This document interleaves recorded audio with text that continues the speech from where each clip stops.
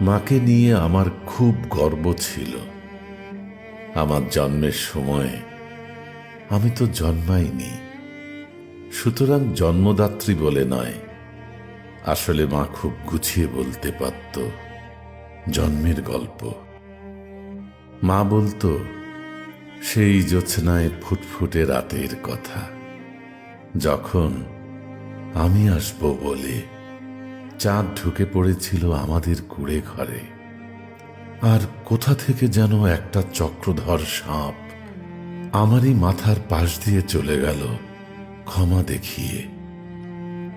মা জানত মানুষের জন্মের কাহিনী ঠিক কতটা বললে সুন্দর হয়, ঠিক কতটা বললে সাপের ছোবলেও ঝরে পড়ে মধু।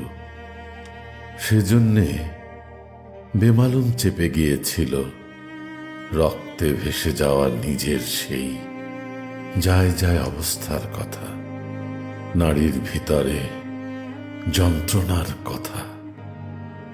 মা নিজের মৃত্যু দেখেনি।